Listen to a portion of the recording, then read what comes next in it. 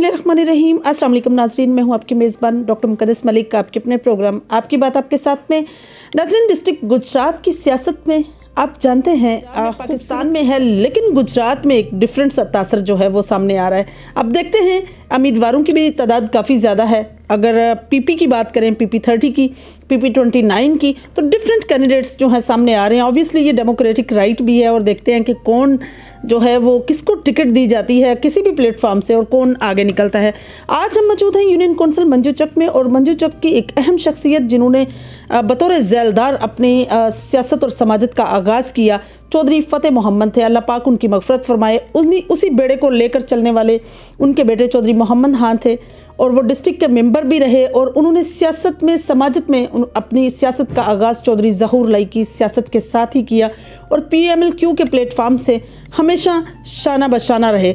अगर हम उनके बेटे चौधरी शौकत की बात करें तो वो डिस्ट्रिक्ट के मेंबर भी रहे और यूनियन कौंसिल के चेयरमैन भी रहे। एक ऐसी समाजी शख्सियत जिन्होंने पंचायत को अपने हलका में, अपने इलाका में इंट्रोड्यूस किया, और अपने इलाके में खुश असलूबी से मामलात को सार्ट आउट करने का एक बहुत बड़ा ज़ख़ीरा थे। चौधरी शौकत साहब अब चूँकि इस दुनिया में नहीं, अल्लाह पाक उनकी मग़फ़रत फरमाए, तो उसी बेड़े को लेकर चलने वाली शख्सियत चौधरी हमज़ा शौकत है, जो उनके बेटे हैं, उम्मीदवार चेयरमैन भी हैं और चेयरमैन भी हैं। जिस तरह से आप जानते हैं 2015 के बाद इलेक्शन नहीं हुए, तो चेयरमैन स्टिल जो है हमज़ा शौकत साहब है। हमारे साथ आज वो मौजूद हैं, आइए उनसे पूछते हैं हुसैन अली साहब के इलेक्शन पर वो क्या राय देंगे, अपने ख़ानदान की समाजत पर वो क्या राय देंगे, और अगर बात सियासी हलकों की करें तो क्या तब्दीली देखते हैं, और चौधरी बरादरान जो कि एक पेज पर थे अब एक पेज पर नहीं, उस पर वो क्या राय देंगे। अस्सलाम वालेकुम जी, क्या हाल है जी? वालेकुम अस्सलाम। चौधरी शौकत के घर पे आने का हम आपको वेलकम करते हैं। बहुत शुक्रिया से। माशाल्लाह से आप के ख़ानदान सियासत जो है वो ख़ानदानी सियासत है आपकी।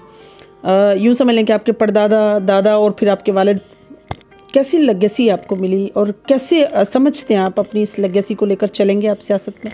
जी, शुरू से ही हमारी फैमिली को, जब भी हम ज़ैलदार फर्स्ट टाइम बने तो तब भी हमारी जो फैमिली थी और हमारे जो आसपास के लोग थे, उन्होंने हमें कहा कि आप इस चीज़ में आएँ क्योंकि आप इस चीज़ को अच्छा चला सकते हैं। हमारे जो परदादा थे चौधरी फ़तेह मोहम्मद, फिर वो ज़ैलदार बने, फिर उसके बाद फिर ये चीज़ चलती आई, तो आखिर में फिर मेरे बाबा के बाद फिर ये जिम्मेदारी मेरे पे, मेरी फैमिली ने की, तो फिर मैं इंशाल्लाह इसको आगे चला रहा हूँ। बिल्कुल सही। जिस तरह से चौधरी शौकत साहब को आपने एज ए चेयरमैन भी देखा, एज ए वालिद भी देखा, और ऑब्वियसली वो आपके वालिद भी थे, क्या तब्दीली आपने देखी जब वो पॉलिटिकल मैटर्स को सॉल्व करते थे, तब क्या तब्दीली थी, और जब वो एक पेरेंट की हैसियत से आपको डील करते थे तो कैसा चेंज था? जी, क्योंकि मैं एक अकेला बेटा हूँ, तो इसकी वजह से मुझे शुरू से ही मेरे बाबा ने बड़ा प्यार किया, बड़े लाड प्यार से पाला। तो जैसे वो वालिद की थे मेरा ख्याल रखते थे, इसी तरह ही वो अपने लोगों का ख्याल रखते थे। दिन रात, सुबह उठना शाम तक, हर टाइम वो लोगों के साथ ही होते थे, उनसे राब्ते में होते थे, उनके काम करते थे। तो मैं उसी चीज़ को, क्योंकि मैंने वो सब कुछ देखा है, तो मैं उसी चीज़ को आगे चलाने की कोशिश कर रहा हूँ। बहुत अच्छी बात।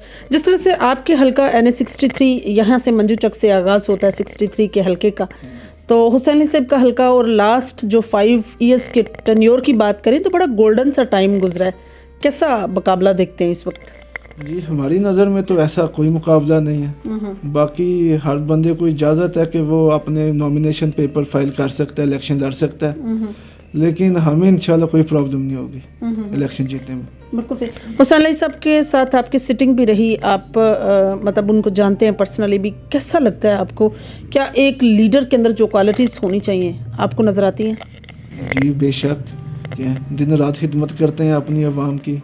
आप सुबह कॉल करें, आप रात के 2 बजे कॉल करें, वो मौजूद होते हैं। तो एक वैसे भी एक यंग है, हर जगह पे पहुंचते हैं। तो इंशाल्लाह जैसे हमने काम किया, आपको मैंने पहले बताया था कि हर गांव के अंदर हमने 3-3, 4-4 करोड़ रुपया लगाया। मेरी अपनी UC है, इसके अंदर भी हम कोई 15-20 करोड़ रुपया लगा चुके हैं।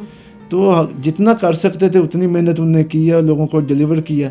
आगे फिर इंशाल्लाह इलेक्शन आएंगे तो लोग इंशाल्लाह डिसाइड करेंगे। बिल्कुल सही।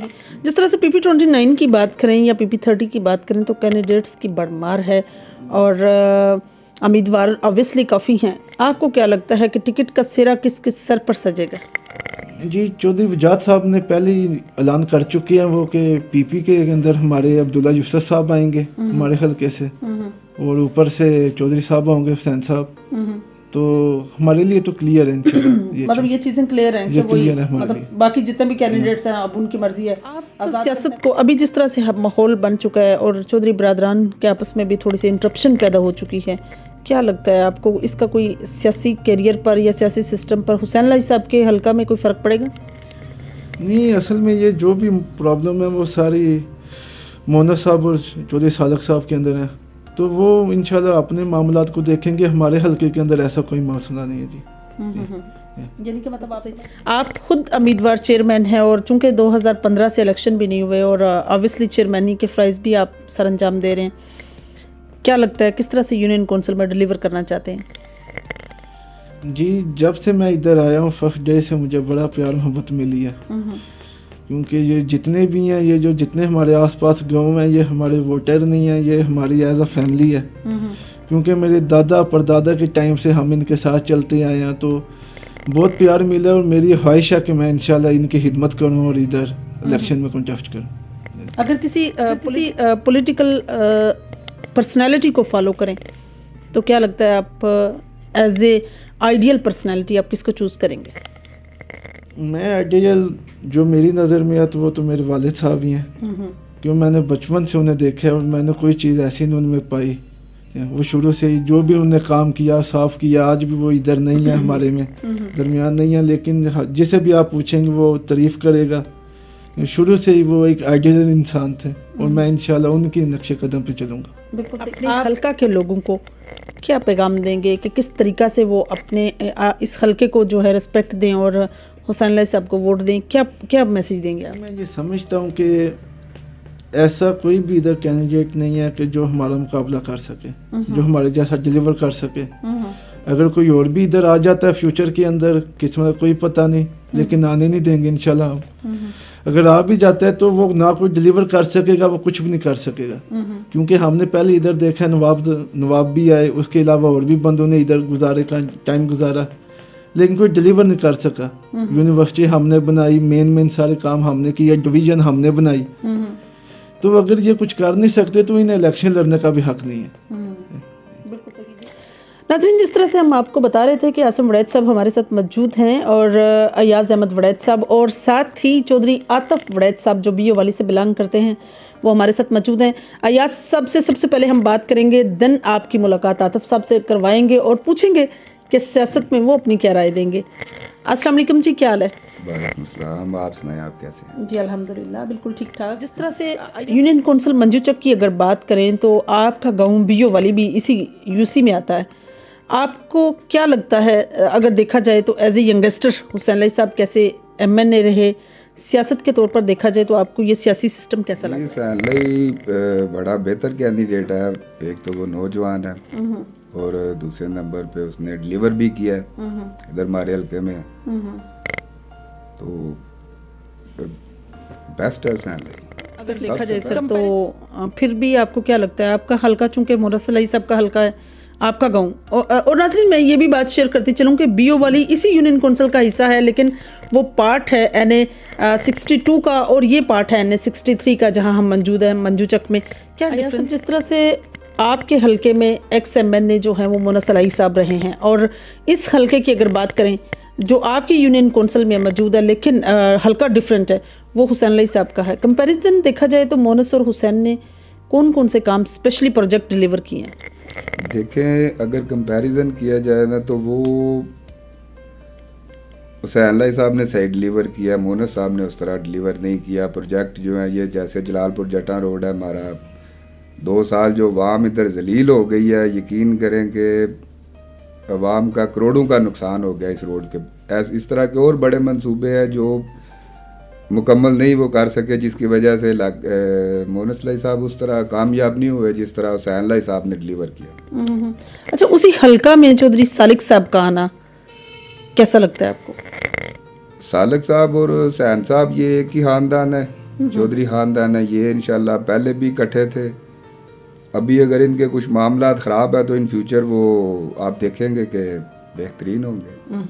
हुसैन लाई साहब के हल्के की जिस तरह से यंग जनरेशन जो है वो बाकायदा उन्होंने हुसैन लवर्स एक अपनी ऑर्गेनाइजेशन भी बनाई हुई है, क्या लगता है आपको कि इस दफ़ा को कंपटीशन में चेंज नज़र आता है? हुसैन अली साहब के मुकाबले में मैं नहीं समझता कि इधर कोई और है।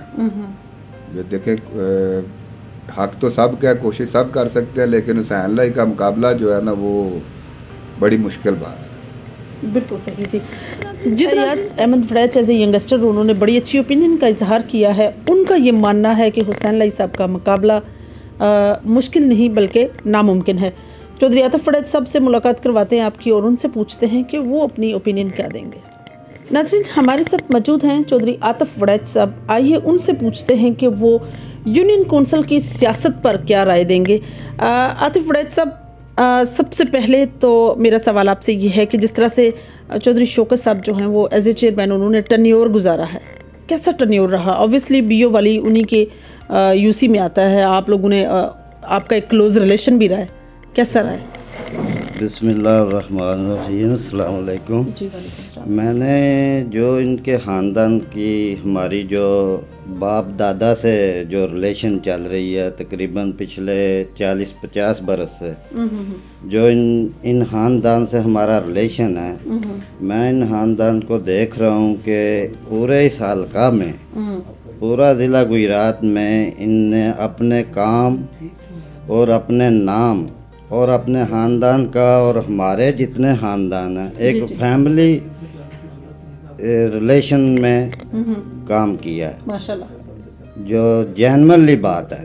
और बीओ वाली में भी इन जितने इलेक्शन लड़े हैं मेरे ख्याल में आज तक इनको किसी ने हराया नहीं। बिल्कुल सही, यानी कि कोई मतलब पॉलिटिकल जिस तरह से गुजरात की सियासत में एक खूबसूरत तब्दीली है ये, और सालिक साहब का आबाई हल्का उनके वालिद साहब का, और उसी हल्के में वो इलेक्शन कंटेस्ट करने जा रहे हैं। आप उसी हल्का से, कैसा इलेक्शन नज़र आता है? क्या सालिक साहब इलेक्शन में किसी को कंपटीशन का मौका देंगे या मुस्लिम लीग नून के साथ जिस तरह से सीट एडजस्टमेंट होगी, क्या आपकी राय है? देखो, ये जो सीट एडजस्टमेंट की या कोई इनमें चौधरी बरादरान में जो लोग देख रहे हैं ना, कन्फ्यूजन देख रहे हैं, शायद उनमें कोई प्रॉब्लम्स हैं या कोई ऐसा है कोई वैसा, ऐसा कुछ भी नहीं है। वो एक ही घराना है और वो सब एक साथ इकट्ठे हैं, और इंशाल्लाह जो मामला है वो अनकरीब आप देखेंगे कि वो एक साथ इकट्ठे ही देखेंगे पूरे पाकिस्तान में।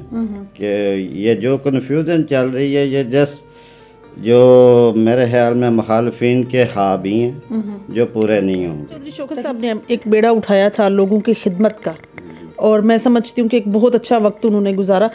क्या आपको लगता है कि हमजा शौकत साहब में वो क्वालिटीज़ मौजूद हैं कि वो सारी चीज़ों को, तमाम चैलेंजेस को फेस कर लेंगे?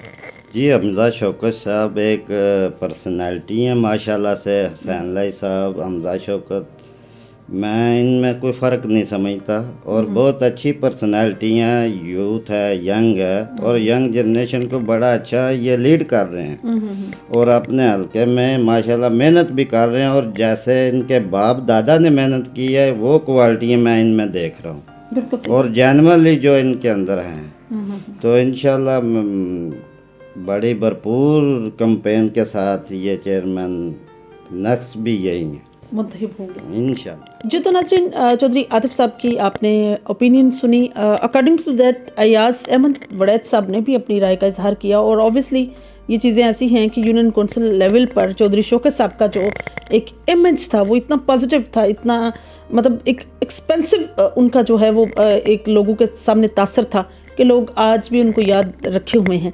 और बड़ा मानना है जी सबका कि हमजा शौकत में वही क्वालिटीज़ इंशाल्लाह ताला नज़र आएंगी जो उनके फादर में थी।